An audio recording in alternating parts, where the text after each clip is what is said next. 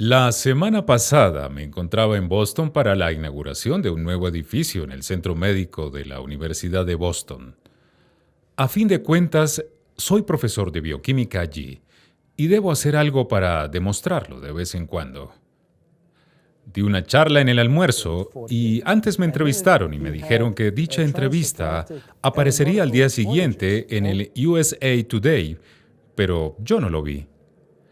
A pesar de la reputación de que poseo un ego monstruoso, por lo general consigo no verme en los periódicos o en la televisión. Me pregunto el por qué. ¿Será porque no tengo un ego monstruoso? Alguien me dijo un par de días después: ayer salió una entrevista suya en el USA Today. ¿De veras?, exclamé. No la vi. ¿Era interesante? Decían que usted no va en avión, fue la respuesta. ¡Gran noticia! Cada vez que me entrevistan aparece esto. Ningún entrevistador durante un número considerable de años ha dejado de preguntarme por qué no voy en avión. Naturalmente la respuesta es que tengo miedo a volar y no tengo el menor interés en corregir ese temor. Pero, ¿por qué? ¿Por qué eso ha de salir siempre en los titulares?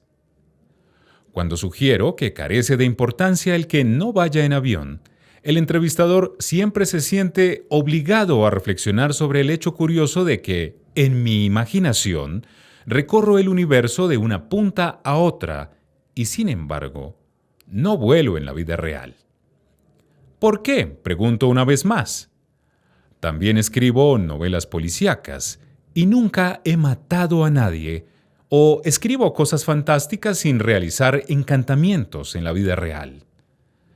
Me cansa un poco el ser una fuente constante de asombro para todos, simplemente porque no voy en avión. Y a veces pienso que me hubiera librado de este problema si jamás se hubiera pensado en todo este asunto del volar. Así que vamos a considerar los orígenes de eso de ascender a los cielos y planteémonos una pregunta.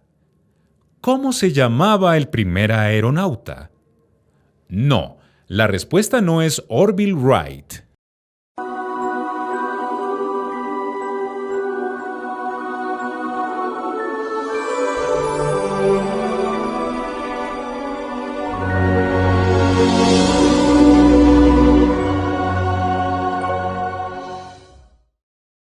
La gente siempre ha querido volar.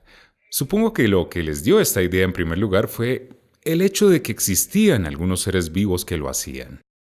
Existen en la actualidad 3 grupos de animales que han desarrollado el vuelo verdadero: insectos, aves y murciélagos. También existe un cuarto grupo, los reptiles voladores del Mesozoico. En la actualidad extintos, pero su existencia fue desconocida para los seres humanos hasta el siglo XIX. Todos los organismos voladores tienen algo en común: alas que baten contra el aire. Sin embargo, cada variedad posee alas de un tipo característico.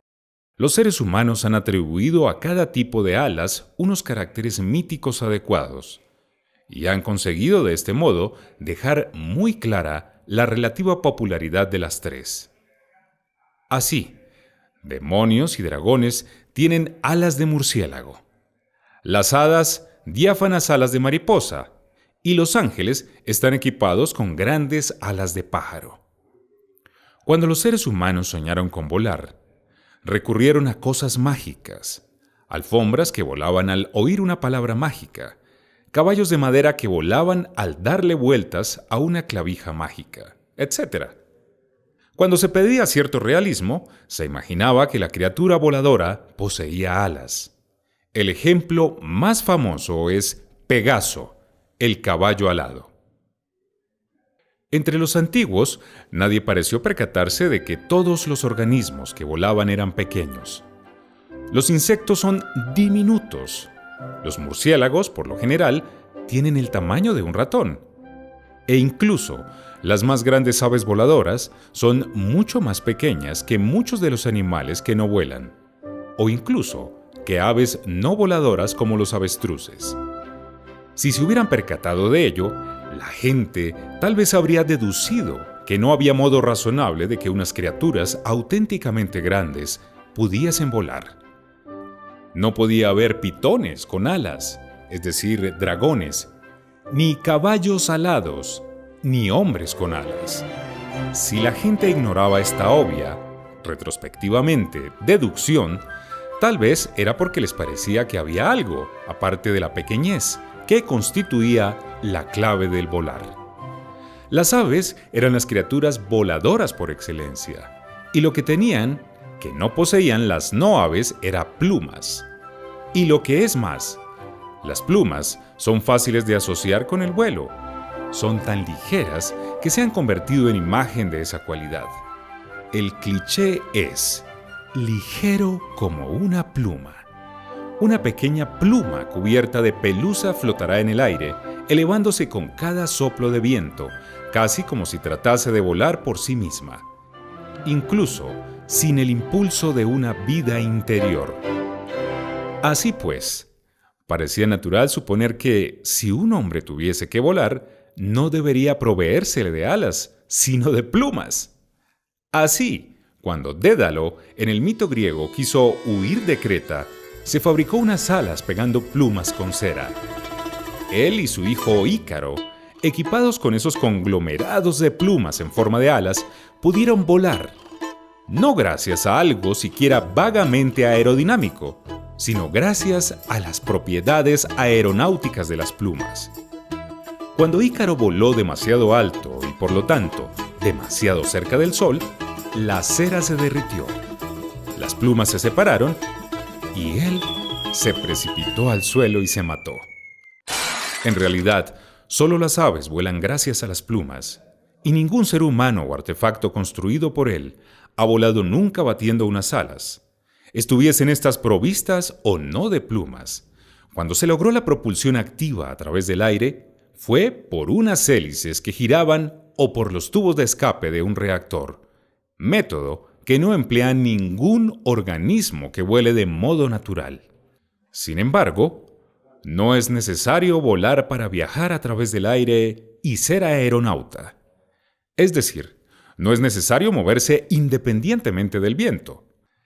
Basta moverse con el viento y aprovechar las corrientes ascendentes para no descender bajo la atracción inexorable de la gravedad, por lo menos durante algún tiempo.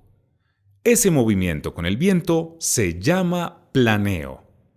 Algunas veces, aunque pueden volar perfectamente, de vez en cuando planean durante considerables periodos de tiempo con las alas extendidas y mantenidas firmes. Cualquiera que observe a un ave que haga esto tendrá la impresión de que planear es más divertido que volar. El vuelo requiere un esfuerzo constante y enérgico, mientras que el planear es reposado. Algunos animales, tales como las ardillas voladoras, el lemur volador, los falangeros voladores y otros, que no pueden volar, pueden no obstante planear. Sus vuelos son naturalmente muy limitados cuando los comparamos con los de los voladores auténticos. Los planeadores son más pasivos que activos. Se mueven bajo el control del aire y no bajo el de su voluntad. No obstante, es mucho más sencillo emular el planeo que el vuelo. Cualquier cosa ligera y plana que presenta una gran superficie al aire puede llegar a deslizarse a través de este. Si se construye un objeto planeador lo suficientemente ligero y lo bastante grande, y se idea una forma de hacerlo maniobrar desde el suelo, aprovechando las corrientes ascendentes, se tiene una cometa, algo que se ha usado como juguete en el Asia Oriental desde los tiempos antiguos. Cuanto mayor es la cometa, cuanto mayor es su área superficial en comparación con su peso total, mayor sería el peso ajeno que llevará. Si se hace una cometa lo suficientemente grande y sin embargo lo bastante fuerte, puede llevar a un ser humano. Esto es así particularmente si se desarrolla la ciencia aerodinámica y si una gran cometa o planeador tiene una forma con la que se incrementa su eficacia. En 1891, el aeronauta alemán Otto Lilienthal, 1848 a 1896, construyó el primer planeador capaz de llevar a un ser humano y navegó por los aires con él. Por desgracia, 5 años después, Lilienthal murió al estrellar su planeador. Todos sabemos que los planeadores tienen el aspecto de frágiles aviones sin motores o hélices. En realidad, en 1903, cuando los hermanos Wilbur Wright, 1867 a 1912, y Orville Wright, 1871 a 1948, inventaron el aeroplano. Lo hicieron añadiéndole un motor y una hélice a un planeador que había mejorado de varias formas. Así pues, ¿podemos decir que Otto Lilienthal fue el primer aeronauta? No, si lo hiciéramos nos equivocaríamos, pues Lilienthal no fue el primero por más de un siglo.